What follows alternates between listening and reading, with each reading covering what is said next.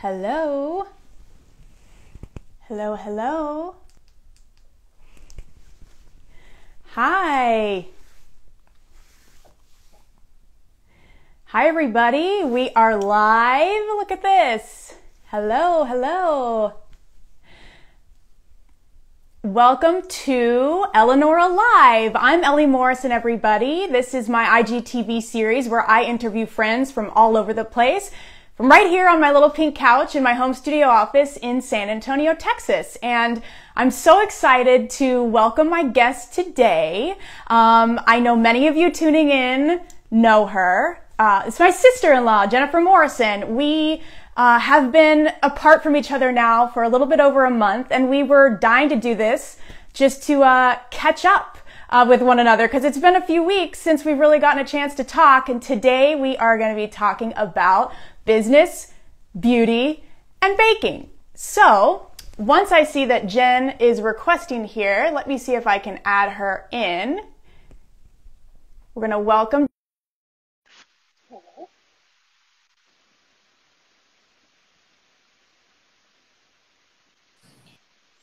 Hello.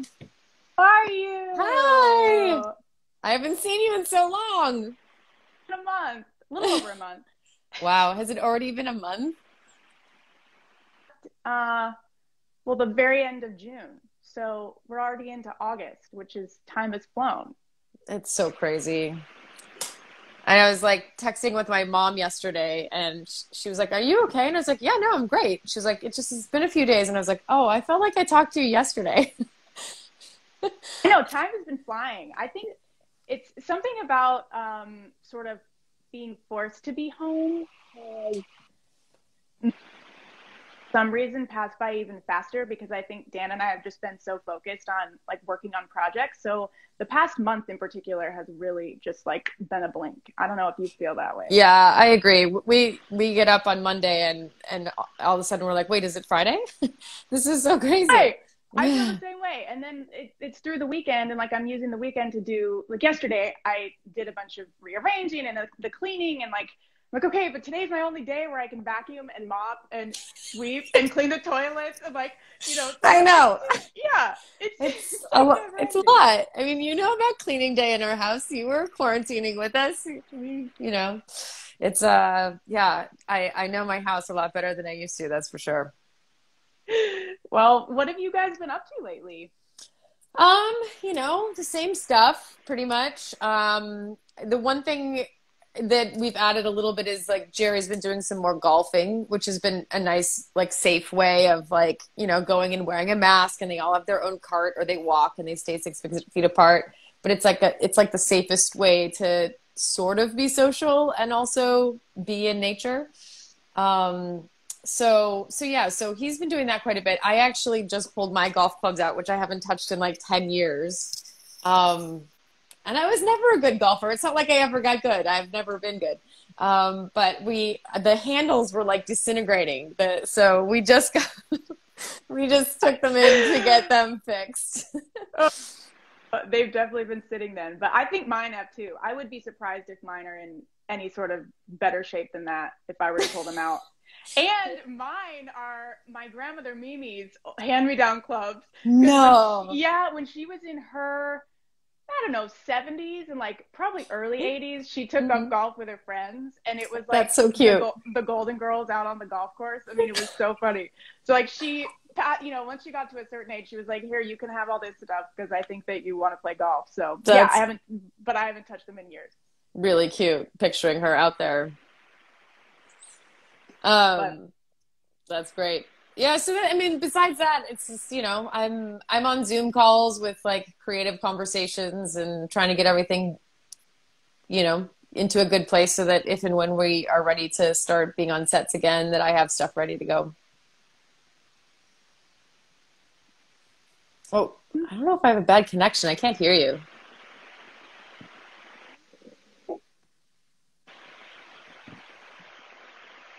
I'll try taking my headphones out. What about that? Oh, there we go.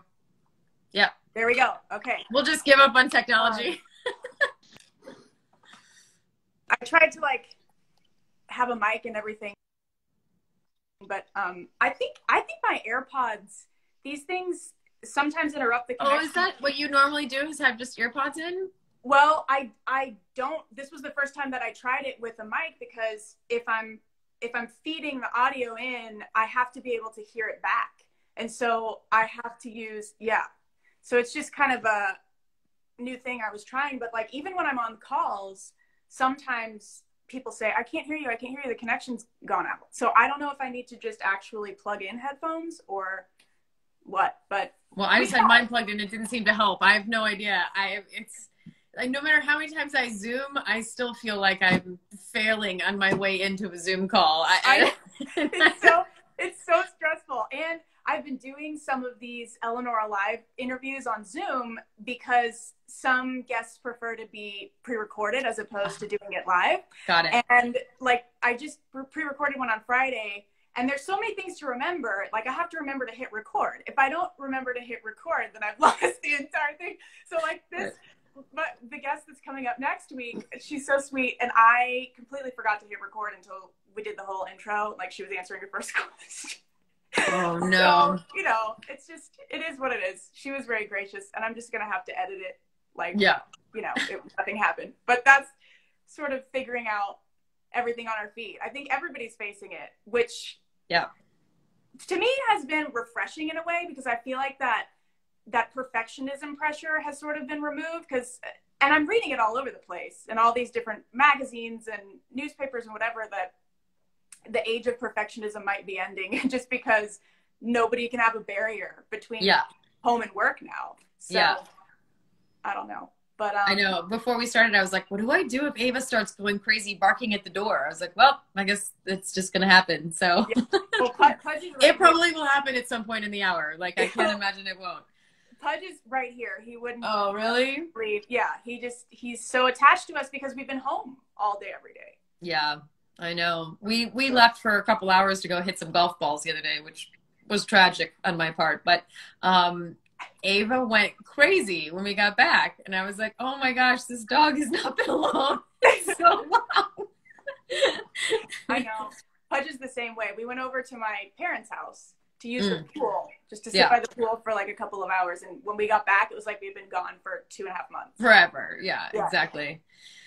Yeah. So it's weird that all of this is not going away anytime soon. I guess that's like the crazier thing, is just trying to figure out how, you know, I mean, the amazing thing about humanity is like we always adapt and find a new way, and we're in the midst of figuring out what that adaptation is going to look like and how we're going to be able to keep finding ways to create content and finding ways to safely be social and, you know, all of those things. And I think, you know, it doesn't seem like this is going to go away anytime soon, even if there is a vaccine. So it just feels like we're all in a position where we have to start rethinking how we do all those things and find a new way, you know? You know, I think about things like when they went from like horse-drawn carriages to automobiles, like that would have been a really kind of wild adjustment, you know, like you're right. Even going from like having no stoplights to having stoplights, you know, it's just like it may not have been as dramatic as a pandemic, obviously, or as like tragic as a pandemic, but there have been these huge shifts in what we do as human beings that have required innovation and have required everyone like reimagining what tomorrow looks like, you know, and finding a way to keep going. So it's really uncomfortable, but kind of wild that it's happening in our lifetime, you know? I know. And I've also found something, I was thinking just before we got on, like I've almost been, as a creator of content for social media specifically, I've almost been forced to create like inside the box again. I know that sounds really weird, but like to scale back and scale back and scale back and scale back in my mind, what I'm used to how I'm used to creating with collaborating with other people and thinking of how big I can make something. It's almost like, how small can I make something, but still be really effective? And, you know, like this is why I'm doing this, you know, it's because it's literally the only thing that I can control right now. Yeah. And it doesn't, the only collaboration that it requires is somebody on the other side of the Instagram. So Right. it's just, and I've been really, really interested to follow a lot of different brands and see how they're adapting and how they're sort of doing the same thing. And like, I know, oh, that store, you know who I have loved their Instagram right now is, what is that beauty store? Violet Gray and like Love Shack. Oh yeah. They've been doing the coolest, like, Really? sort of, yes, they've been doing like, if you were to take a contact sheet of imagery, like, and some of them move as video and some of them are still like, whatever. That's cool. Yeah, whatever they're doing is really innovative, and I love looking at brands that are doing stuff like that because, you know, and even just forcing me to reimagine the ways to make content intriguing enough for people and like stand out, and how I'm presenting even editorial, you know, like how can I make an editorial promo into like a video with voice over and like, you know, all this stuff just to try and engage people, because I think everything is just having to be innovated in a different way right now. It's everything's trial and error, which is crazy. But you know, it's going to be interesting to see what comes to the other side of it. That Violet Gray store is very dangerous. Like walking in, I used to have to get one of my lotions there and I would have to put like blinders on. I'd have to be like, don't look at anything. Don't look at, like, you walk in and it's like so perfectly curated and everything's beautiful. And you're like, I want everything in this store. I want every candle. I want every product. I want every weird little rolling thing I can roll on my face.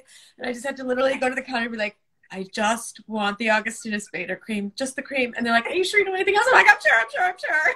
Well, I know. It's super hard because I've gone in there on, you know, to find that. You're here, and it's terrible because the whole thing is like, it's like, am I in my living room? Am I in my boudoir? I know. You just want to hang out and buy stuff. Yes. Like, get me out of here. Get me out of here. I can hear a wild. It's so bad. It's so bad.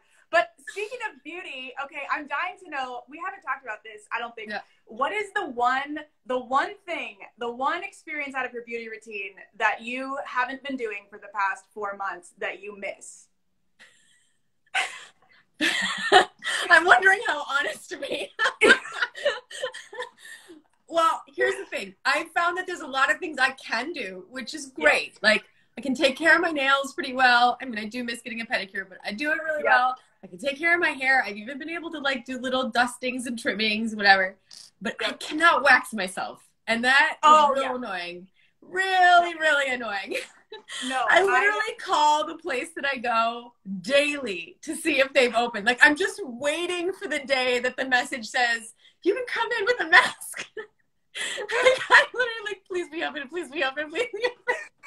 Oh my gosh. Well, for me, it's my eyebrows. Like, the most intensive of my beauty routine is like maintaining my eyebrows because they would fly away. Like, if I didn't trim them every 2 weeks, like on the 2 weeks on the dot, they would just like, you know, fly away. So I've been getting my eyebrows waxed like every 2 weeks for I don't even know how many years, way longer than I can remember. And for some reason, I don't know if I've just been like looking at beauty with a more creative, you know, and determined approach, but I figured out a system somehow where, like, as long as I comb them up, trim them, and then like tweeze them, I can get away without waxing. But like, it's been a process. But I think they look great. Thank you. But aside from the typical mani-pedi, I think it's like a really good facial or massage experience. Yeah. Which wasn't regular for me, but I think because I can't have it now, I'm longing for it. It's interesting because we were talking about wanting to kind of talk about products and things that we've been using in this time, and I just have had to be way more like investigative about it because I could always rely on these amazing people that were helping take care of my skin. You know, I mean, when it's different when I was on a show, you know, when I was on a show for 6 years for House and 6 years for Once Upon a Time and all the traveling, all stuff, you have to have help, you know, because there's makeup and hot lights and crazy hours and, you know, all the stuff. And so So I was very lucky, you know, I've had the resources to be able to figure out like, oh, I need to go to the face place and like get my skin cleaned and make sure that I'm not, you know, having my skin be dirty for too long. And there's another facialist who I really love who does like, she like helps kind of do lymphatic drainage and stuff. And then there's like the beauty sandwich guy who's like amazing and does like tightening and everything, Ivan Pohl. So there's been these incredible facialists that have really helped me despite my crazy schedule and despite like 4 hours of sleep for long stretches or whatever, you know, that have been able to help me take care of my skin. And all of a sudden it was like you can't get any of that help, you know? So I've had to really be more thoughtful about figuring out what products work and figuring out what diet works for me in terms of like, you know, everything you put in your body is going to affect your skin and making sure I drink enough water and all of that. But yeah, I feel like I've really gotten an amazing education of what works. And, you know, some of this stuff is more expensive than I wish that it was. You know, I mean, that's the kind of bummer about like really great products oftentimes is that it does fall in a tough price range. But then some of the products are actually falling in a nice price range. So that was what I was kind of wanting to talk about today because I get asked so often, you know, it's like one of the things I get most asked is like, what do you use for your skin and what do you do to take care of yourself? And like, literally, I'm going to take you in my bathroom and you're going to see like all the stuff. Like this is no like, you know, there's no like there's no, what is the word I'm looking for? Do you know what I mean? Like it's behind the curtain. Yeah. You're getting like the real behind the curtain situation because it's the stuff that I use every day, you know? So yeah. So for all of the friends out there who've been asking me these questions, I'm giving you all my answers about products. So you can see here, this is like some of my stuff that's in a little corner here.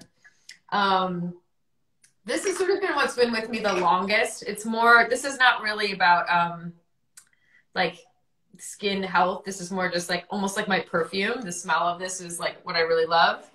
And then I really do love the Osea products. I've been kind of going back and forth between the Sturm hyaluronic, sorry, I'll back up, acid, which is amazing, but this one's really expensive. This one's also kind of equally amazing and not as expensive.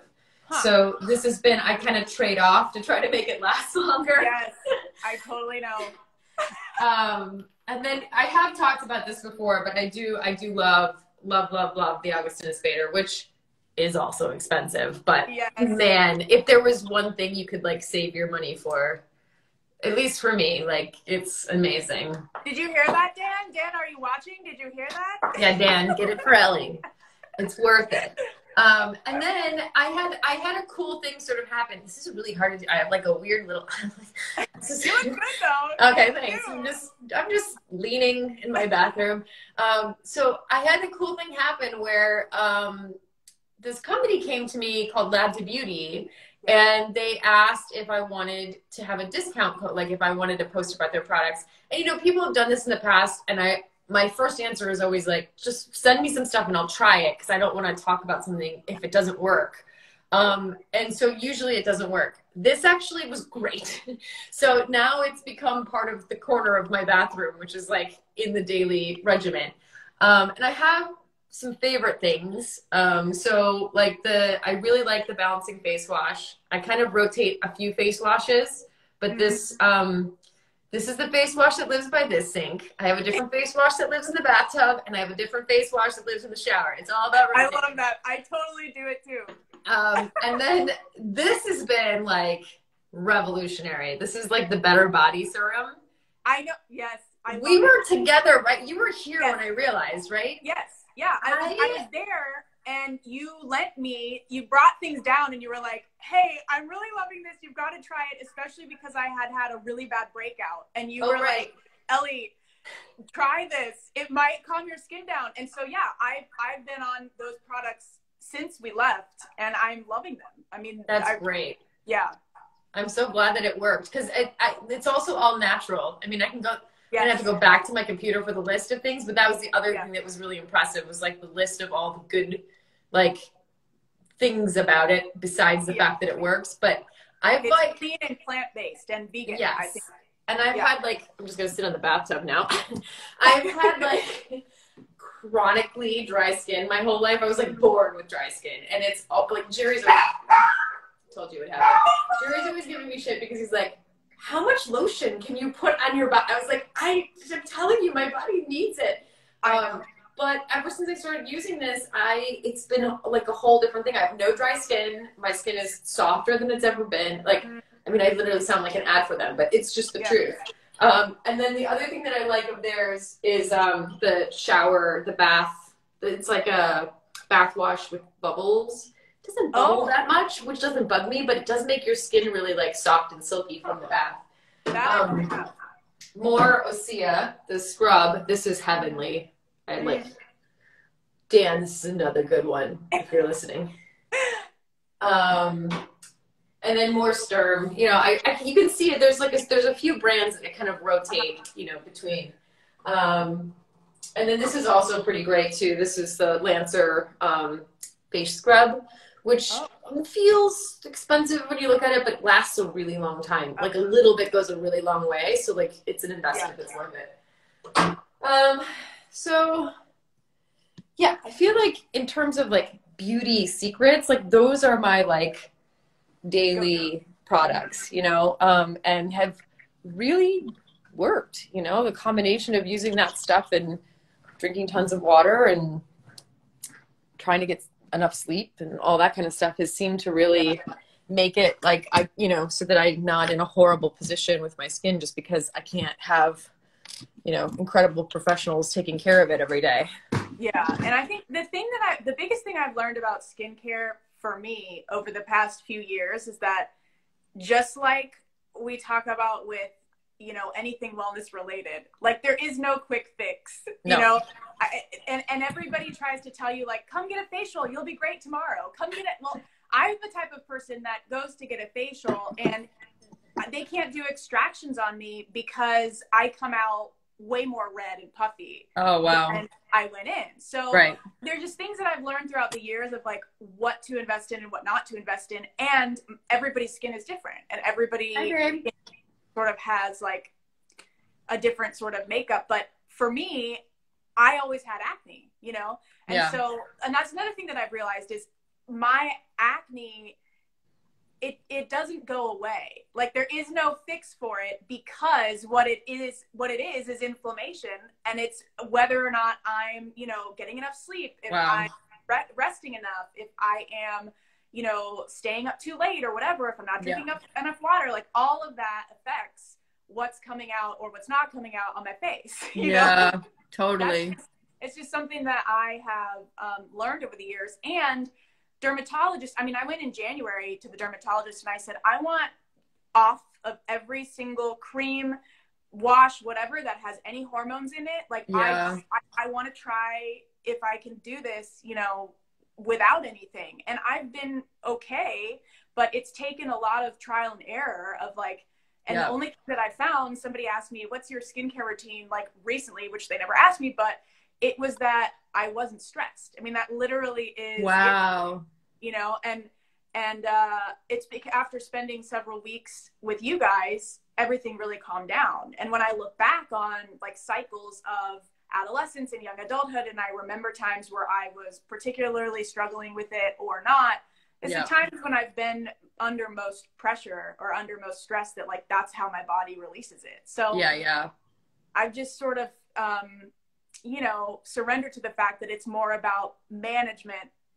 on a day-to-day basis. Yeah. I mean, it's all about balance, right? It's like, and it's tricky because you can't always control if you're going to be stressed or not, you know, it's like, and sometimes you can, sometimes you can make a decision to meditate and do all the things you need to do to calm down and be thoughtful. But like, sometimes life is stressful and there's just, it's not anyone's choice, you know? And so it's, but then I guess the best thing you can do is try to eat healthy, drink enough water, and find products that do work for your skin and your body so that you're in the best position possible once you come to the other side of that stress, you know?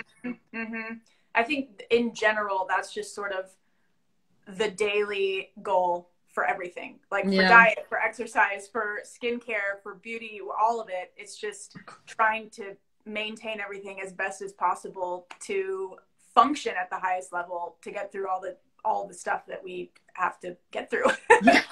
Yeah. Yeah. I mean, now it's just waking up and reading headlines. I don't do it. I know. I mean, I kind of fluctuate, based Yeah. on what I feel like I can handle. But yeah, it's, it's a really unprecedented moment historically. But it's, and then the other part of that is trying to figure out when we're all home all the time, like how to find the balance of like how much you should be working and how much it makes sense to sort of feel like you have purpose in doing some work, and how much it's important to try to find time off, and and then how do you delineate that when you never leave the house? Yes. I mean, that's what's hard for me, is like, I'm like, am I just like inventing work? I don't know, I know. I feel the same way because I've been, Dan and I have been working on a lot of things, and like, it'll be Sunday and we'll both be working away. And I'm like, do we really need to be working right now? I don't know. Right. Also take a break. So we just force ourselves to go sit out in the garden and like take sun. Take a breath. Yeah. That's great. Yeah. Well, I've been working on several things, but there's a project that's based on a novel called Slingshot, and I don't even know if it's released yet. I know they just like announced what the book cover was going to look like. But I've been working with the writer. It's Amazon bought the project, and so I've been working with the writer trying to get a first draft into Amazon. So we just gave the first draft to Amazon this past weekend. So that's been exciting to be able to kind of see how something is going from novel form into visual form. And it's interesting, it's like, it's just interesting to see how, when I read the novel, I really loved it. And I had such a great response to it. I felt like I recognized this girl from like a version of me that was in high school. I mean, her life is very different than mine, but you kind of see yourself in these characters in some way. Sure. But then, you've got the written word to be able to imagine it all and be inside her head. And so that process of taking something that is kind of in the head of a character and trying to make it visual and try to tell that story in a way that's as effective visually as it was on the page as a novel is a really interesting process, and the writer, Taylor Truteau, I don't know how to say her last name. It's so terrible. I talk to her like every day and I love her. Taylor can't really say her last name, but I can spell it for you if you want. Anyway, she's been great about that, but it's interesting because you have to make these decisions about like, oh, I guess we kind of have to change what this is, even though the spirit of it is the same, certain scenes of things or whatever. So that's been a really interesting process to be a part of, adapting, being a part of that process with Taylor as she's adapting this novel into something that we, want to be very visual and active. And, at least in the current iteration of it, it doesn't have narration. So you have a lot more work to do visually to make up for not being able to be like in that character's mind. Do you know what I mean?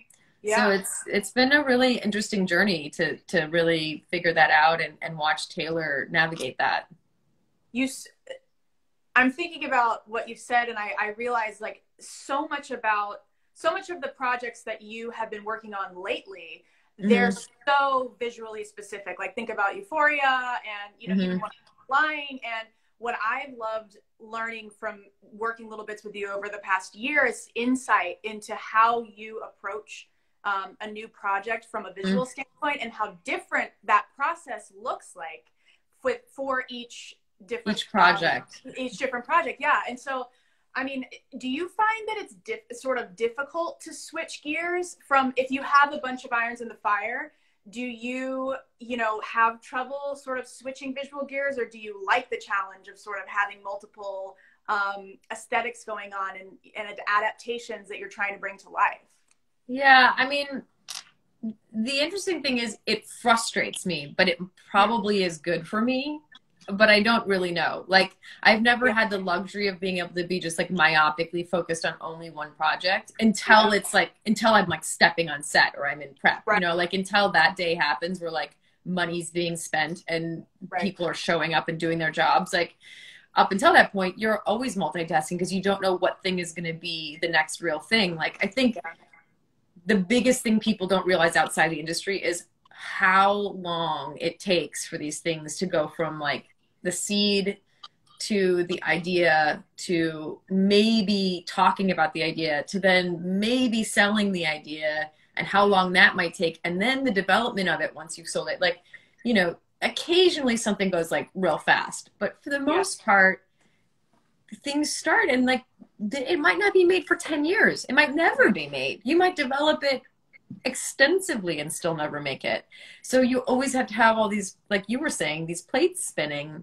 And that to me, I feel cloudy, you know, like I have to do it. I don't have a choice, but it does frustrate me. But the truth is, if I really could like get outside myself and look at it from a distance, they're probably all informing each other and making each project better because of how sort of multifaceted my creativity and my curiosity has to be in that time.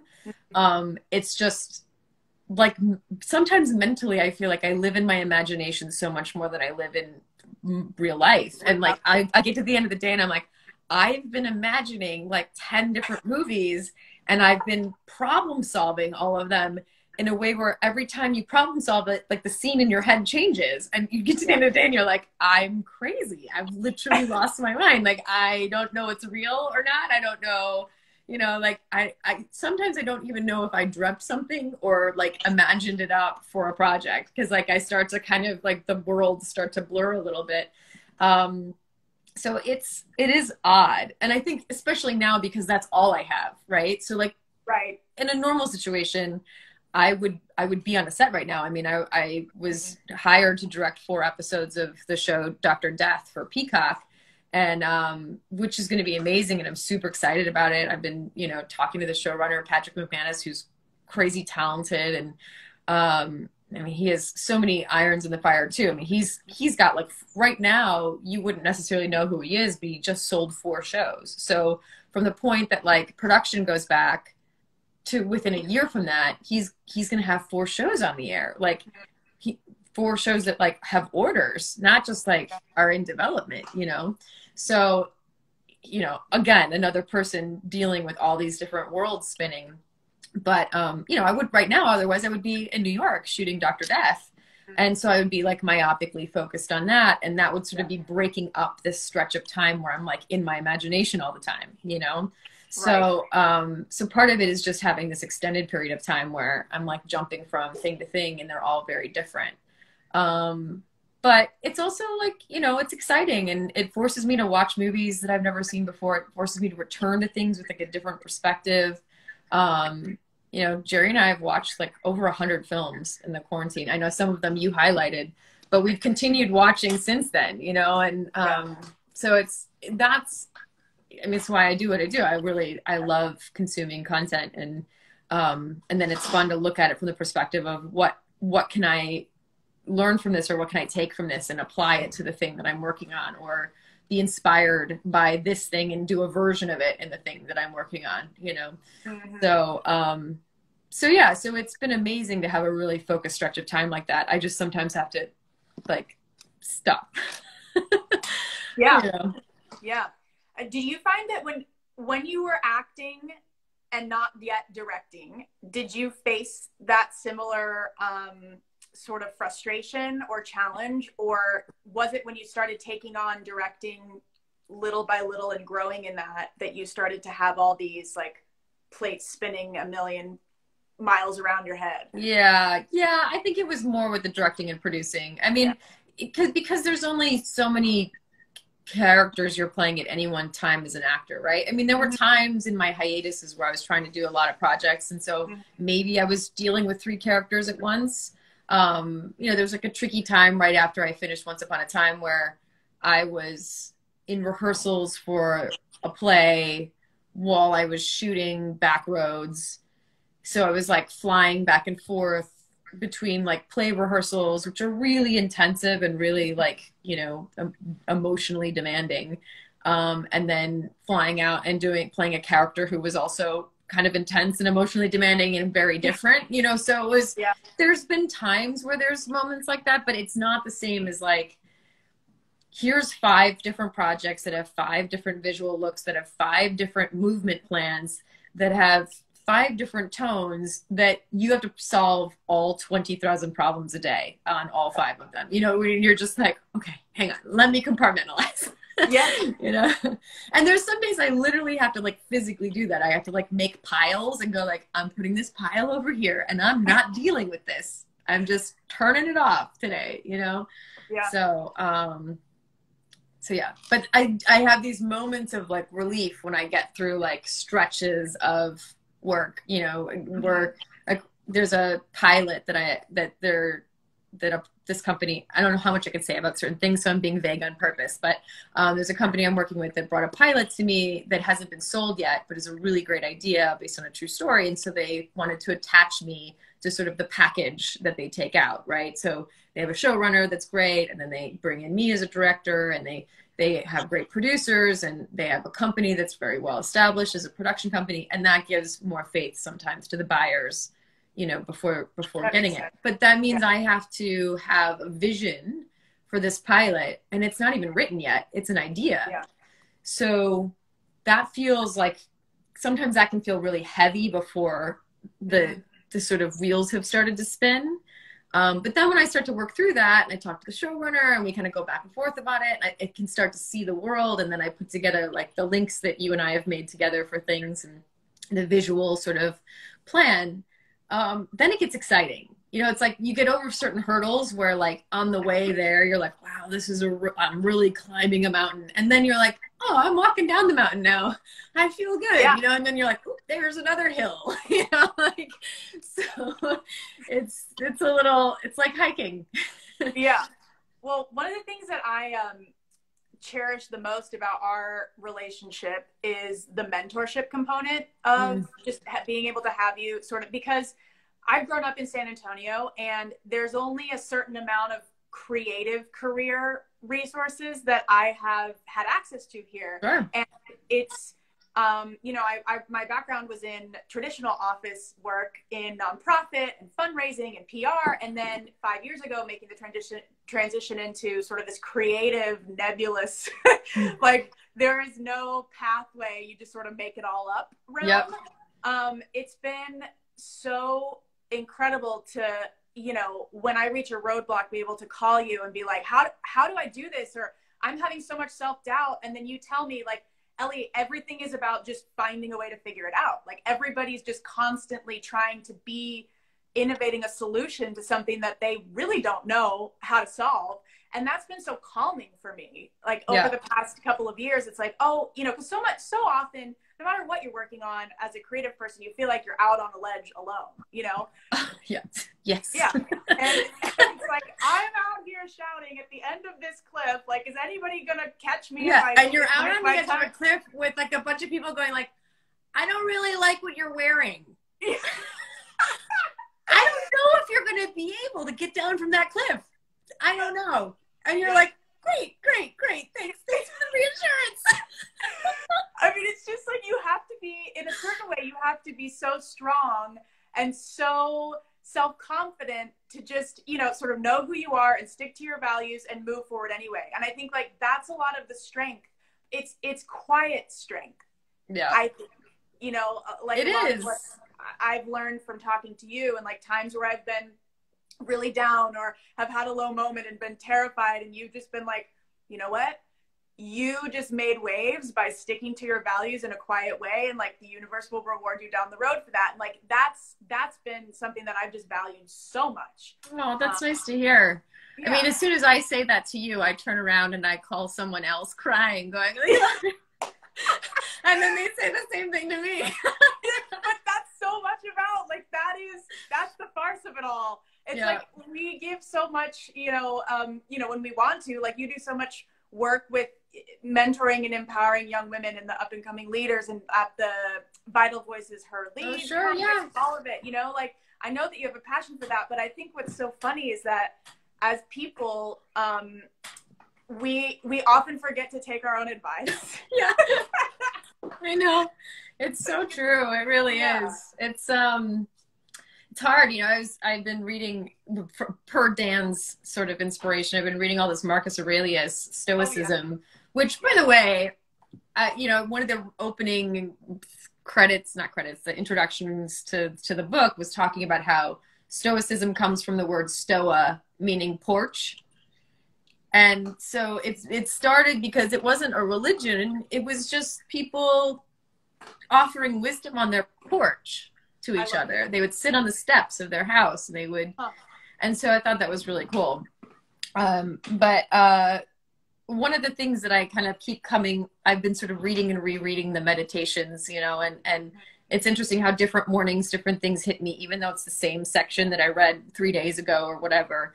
And there's a great quote that every time kind of hits me, and I'm going to probably butcher it. I'm not saying it right, but basically says like, you have to stand on your own 2 feet. You can't be propped up.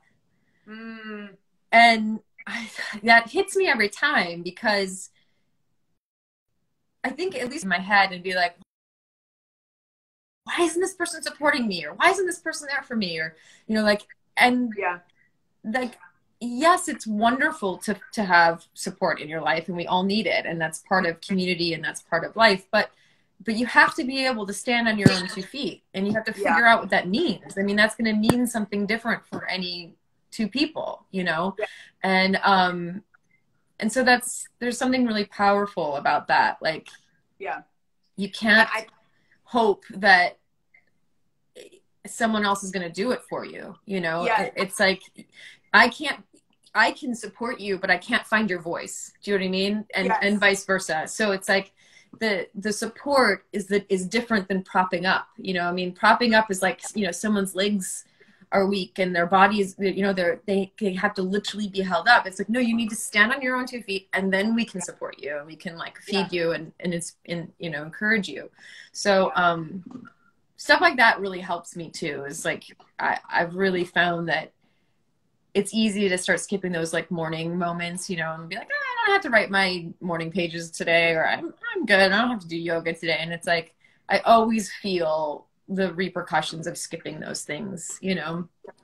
Yeah, I totally agree. And it'll take a few days, you know, if I'm in a stretch where I'm like, I'm good. And then a few days later, all of a sudden I start babbling fear. It's like gobbledygook. And I'll be like, Dan, do you think that this will happen because of it? And he's like, what? Go right. Go sit down and write. Yep. What is that? Yeah. It's really interesting. Yeah. And being a creator can feel very lonely, I think, in times when you're not in a room collaborating with people. It can be very, you know, there's a lot of camaraderie there, but also in times like this, when you can't do that, it can feel like you're just talking to yourself in your head all day long. Yeah. And it can be weird. I mean, and I guess the version of that for me is that I get scared, because even when I'm working with writers and developing things or writing my own things, I can see how I know how I'm going to shoot it. And that doesn't mean I know every single shot. I know that I'm going to be inspired in the moment and certain things will evolve. But in general, in the big picture, I can see the movie in my head. And I can see and feel what it is. And you don't want anything to be exactly like something that already exists. So I can tell you a lot more about what something's not going to be than I can tell you about what it is going to be. And sometimes that's hard and it's scary, because, you know, even turning in the, you know, like Taylor turning in this first draft of Slingshot, I can see the movie in my head. I know it's going to evolve. It's a first draft. Things are going to evolve. But like, I can see how I'm going to shoot it. I can see the colors. I can see the worlds. I can see the sets. I can see the setups. I can see like the composition of things. I can't put that on the page. Do you know what I mean? Like, you know, so I'm like, oh, I mean, I know what's there is enough to get where my head wants it to be, but I don't know what a reader is going to take from that when they look at it. Do you know what I mean? So there's such an interesting, like, constant conversation where you're like, how do you translate the painting in your brain until you're given the tools to do the painting? You know what I mean? So it's an interesting thing, and it's something that I have such admiration for, like the real, like, you know, the filmmakers are considered truly auteur. You know, it's that term can be considered, you know, snobby, and it can be considered, oh, it means someone's difficult or whatever. But like, the truth is, it's people who have found their voices, and they have a true sense of what I'm talking about. You can see it in your mind, and you almost have to like hold it close and Yeah. protect it, because otherwise all these people can read and project their own movie in their head onto what they're reading, and it can get super cloudy. So it's, you know, it's not something that has like a clear solution, but it is something that is like a constant danger when you're creating, is like, how do I keep evolving and keep searching for it to be better, but also protect it and not have it lose the integrity of what it was meant to be? And I don't pretend to have an answer to that.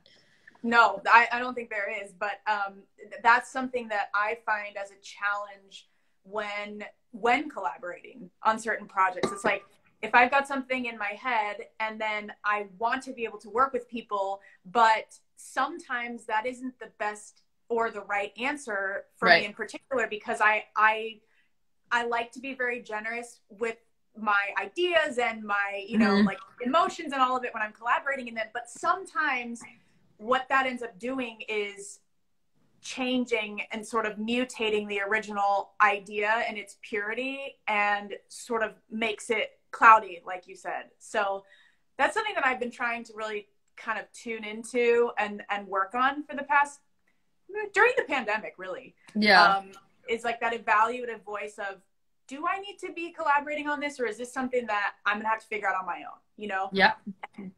Oftentimes, most often in this past stretch of the few months, it's been the latter, and I've just figured it out on my own. Well, and then, so, you know, I mean, what I can say is like, the part of it that I have figured out is that, at least from a filmmaking perspective, you start to build teams of people who speak your language, you know, who are on the same wavelength for whatever reason, you know, who do see the world similarly. You know, I was listening to the Roger Deakins, who's an incredible cinematographer. He and his wife have this great podcast called Team Deakins, because they work on everything together, and it's really, really informative. You know, a lot of it is stuff I kind of know, but like, it's just been nice to listen to their process and their perspective and their collaborators, and like the conversations that they have. You just feel like you're, I don't know, for me, it feels like, you know, I'm shooting the shit with, you know, people who I really hope to work with someday. But it's a great podcast. And, you know, it just, they talk a lot about how you start to kind of collect the people who see the world the way you see it. Like Roger was saying, like, you start to work with directors who they choose the same lenses he would choose automatically, because the reason they're working together is because they happen to see the world very similarly, that they have similar taste, you know, and you kind of have to, there's a little bit of trial and error of collecting the people who are aligned to make a similar vision, as opposed to are sort of fragmented and not necessarily making the same thing. You know what I mean? So you start to find your people. That's how I always put it, you know, like you find your people, and then you hold them really close, and and you know that they're safe to share something with. You know, it's like, there's certain people I know I can send something to, and they're going to know that the first thing they need to do is be like, oh, this is what I love about it. Here's what I feel confused by. And then there's some people you send something to, and they go straight at like, well, why this and why that? And you're like, oh, you know, it's literally just even having the language of how to deliver a note, or how to deliver bad news, or how to question something, you know. And I try really hard to be as good about that as possible, because I do work with so many writers, to always lead with the positive, and also lead with, I could be wrong. Like, all I can offer is an instinct. Like, this dialogue bumps me. I could be wrong about it, but like, it might be worth looking at again. You know, things like that, where a lot of it is finding common language that is encouraging instead of destructive. Yes, I love that. I think, and the encouraging rather than destructive is such a, it's such a vital, when you're talking about successful interpersonal, collaborative relationships and career relationships, I think that for me, that's it. Like, if somebody is, you know, I can take criticism, obviously you have to, but it's not what you say, it's how you say it. And I think like that's a major thing that I've learned over the past several years, is why have so many people that I've worked for, or I've worked with, made me feel a certain way versus another person. And it's 9 times out of 10, it's the language. It's the approach. And it's also what triggers us, right? Like, no one makes you feel anything. You feel what you feel because of your life experiences leading up to that moment. And so that doesn't mean you can't be triggered, you know? So it's like, there's just going to be certain people in this life that they're going to trigger you, and maybe they're just like not your people, you know? And then there's going to be certain people who like feel you and sort of feel your heart and your spirit, and they see what you're aiming for, and like, ooh, that's an almost, and like, here's how we can get it there. And that feels productive, you know? So, so yeah, I mean, it's the like a constant adventure of life, is like kind of seeking out that community that really feels constructive and in a place where you can grow in a healthy way. I'm realizing it's 10 minutes to the end until this cuts us off. And so I feel like I should take you to the kitchen because we promised to talk about baking. I did. I was going to say, speaking of being productive. Right. I want to, you know that it's been, obviously over a month since I've been in your house. How much do you miss my cheesecake? Every single day I think about cheesecake. Every single day. I'm like, oh, I wish I could have cheesecake. That is so funny. Like the peanut butter kind. So I'm dying to know, what have you been baking? I saw last night you made a new pizza. Well, you know, it was Sunday, and that has become Pizza Sunday over here. I've been informed I have to make this every day for the rest of our lives. But sorry, I was having trouble getting the little thing balanced. No, but I actually really enjoy it. It's fun. And also it just seems to bring people so much joy, you know? So there's nothing better than like feeling like the thing you cooked makes people happy. We have realized that there is like this consistency of like everything is pie shaped that I've been baking, you know? The cheesecake looks like, you know, a pie shape, and pizza is a pie shape, so it's becoming JMO's pies over here. But yeah, no, I mean, it's been fun. It started because we were getting masa as our like cheat meal. It's like there's a pizza place in Echo Park out here that's called Masa, and it's so delicious, and I highly recommend it. But it's like an hour drive or whatever, 40 minutes there or 40 minutes back. And then like one day I was like, I bet I could figure this out. I'd been seeing like dough recipes, you know? And so then I watched this like Instagram video, like random Instagram video of someone making dough. And I was like, let's try it. So then I did. And then it became like, how do we make the pizza? And so yeah, it just sort of evolved from there. But we also, so Jerry loves research, is obsessed. I mean, you know, loves research. And so he'd research these pans. And we ended up getting these scan pans, which I know everyone's probably seen on Instagram, but I'm pull them out anyway. I'm here. I'm sorry. I just can't. I need my hands to get this. Bring out the scan pan. So yeah. So I don't understand how they're so nonstick. I really don't. I don't work for this company. They're not paying me anything. You barely have to rinse it to wash it. And like, I make these pizzas and they just like slide right out. You can put them in the oven. You can put them on the stove. Like, I don't know. And Jerry's been so funny because he'll send me like he like monitors when ScanPan is having a sale, and he'll be like, Ellie, get them. I know. Yeah. It's like, so anyway, that's been a game changer with the amount of cooking, because we have literally cooked, I think, every single meal except for like maybe 5 meals since the quarantine started. So we've been cooking a lot. And it's just a game changer. So that's been great. And then the cheesecakes, I mean, so the thing is, like, both with the cheesecake and the dough, like every dough baby has its own personality. So it's like every pizza has a little, even though it's all the same ingredients, I don't know if it's like the temperature, the humidity, I don't know. I don't understand why, but they're always different. And the same thing with the cheesecake. Like, I can make exactly, like, measure everything to the gram and like do it exactly the same way, and the texture is never exactly the same. And I kind of had to learn what it needed to look like in the mixer. You know, like, I needed to learn the consistency so that I could figure out, like, oh, okay, this is going to need a little more egg whites, or this one's going to need a little bit of like almond flour to even it out, or whatever. You know, it's like I can't even offer people like real recipes because they seem to have a mind of their own, kind of. It's weird. Well, you're substituting traditional flours with That's true. Like more, you know, sort of these healthier alternatives. Yeah. And I think that's why they're different every time. But like watching you do it while the first several weeks that you were sort of tinkering and figuring it out, yeah. you look like a scientist in a lab at your kitchen island. Like there's like all these different things. We'd walk in and we'd be out at the pool lounging and we'd hear like clink, clank, clank. And then we'd smell the most amazing things. We're like, Jen's baking. And so we'd walk in and you'd be like apron on. I mean, it's something to see. Apron on, flour all over it, just like hair's kind of woo, you got like a frizzy and you're standing there like so focused and you're like, I think I've got it.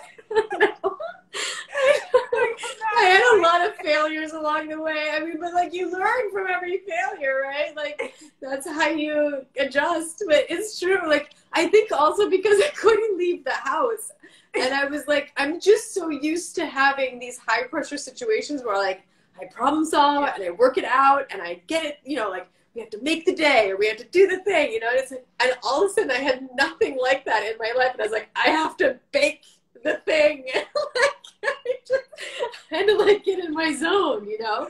It's like, Jerry knows now, I'm like, I don't want anyone around when I'm like doing the sauce on the pizza. Like once the dough, once that first rise happens, it's like, I am laser focused. And the couple times I've tried to like talk while I was doing it, like I forgot things and I was like, damn it, you know, like it's not as good. So yeah, I get in a real zone. And I'm sure I look like a crazy person. I've also realized like the fastest way to clean up a baking mess is to vacuum it. Which also looks really crazy. I'm literally in here like vacuuming flour off the table. And vacuuming myself. I vacuum my little. It's the fastest way to clean. I need to get one of those. What are those little dust busters? I need a dust buster. I have one. Oh, I have one. I'm jealous. I've been using it. Yes, you should definitely get one because they're amazing. And I'm doing like the windowsills and the couches and all of it. So they definitely work on your apron. I just saw Julie comment that. Oh, is she here? Julie's here, but I just saw Julie comment that Ellie was like, "Are they talking about Jen's favorite pizza?" I brought them some leftovers. Like we need to do a pizza day with them. We haven't gotten to do that yet just because we've been so careful to like stay outside and wear our masks and stuff.